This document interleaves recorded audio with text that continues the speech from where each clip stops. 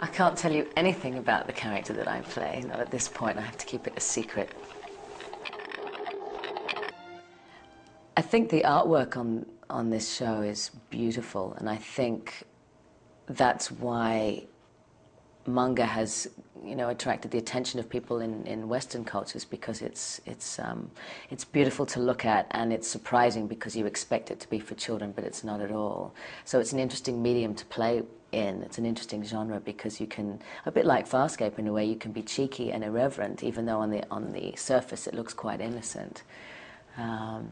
But I was also surprised the script was written in such a way that I was able to visualize quite a lot of the storytelling. So when I finally did see some of the images, I was surprised by how close my imagination had taken me to what was, you know, eventually put in front of me. Very cool character. Had to be enough to entice me to come all the way to Texas, Houston. Not that I needed an added incentive, but I don't think it would have been worth Steven's while to bring me down here for a couple of lines. So it was a great part to play, and I think that's all I can tell you at this stage. Steven directs the commentaries for the FarScape DVDs. So when he was in LA, I think it must have been 1999, maybe 2000, we were doing the season 1 commentaries, and Steven gave me his card, and it said something about animation work. And I said, do you do this regularly? And he said, yeah. And I said, well, if you ever get a part that you think would be good for me, let me know, because I'd love to do it. And he was so surprised. He was like, really? You really want to do it? And I was like, yeah, absolutely, so let me know. So 2001, I get an email several years down the track to tell me that they've found just the right part for me, so it was very cool. I did a little bit of work on a FarScape episode which involved some animation, a more traditional style of animation, and that's what I'm more accustomed to, is doing the voice work first and then having them animate around you. However, we did have some restrictions and some very specific guidelines because we were dealing with you know, Ben Browder, who's the star of FarScape, being, you know, real in the scene, and my character appearing as an animation around him. So that was technically quite difficult to do.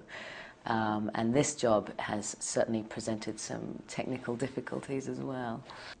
I was surprised, I suppose I didn't really think it through, but I was surprised that all the animation had already been done, because it's obviously made for the Japanese market first, and so there was, you know, it's in Japanese, and obviously over here for distribution to English-speaking countries, you get actors in to revoice in English. So I was surprised by the word that you guys used to describe the mouth moving, which is, you know, just follow the flaps.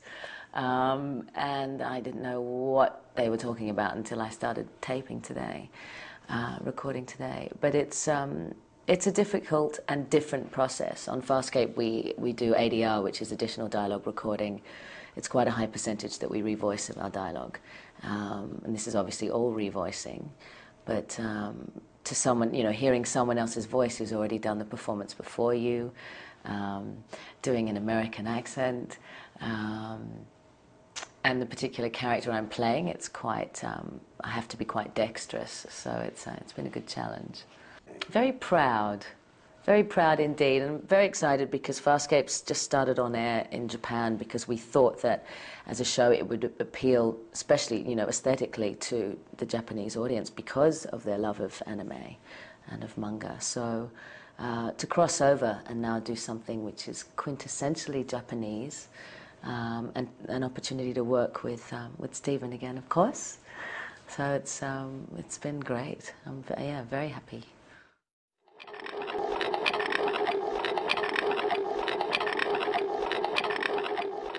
Mikhail, you're allowed to say my character's name now, and I'm allowed to. It's a fantastic character. Steven rang me and said, do you want to play a character where you can kick ass and, you know, be a really cool Steel Angel?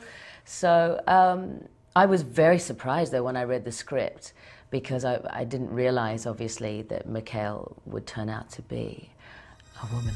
When I first read the script, I was really surprised that I would be playing someone who was male and female.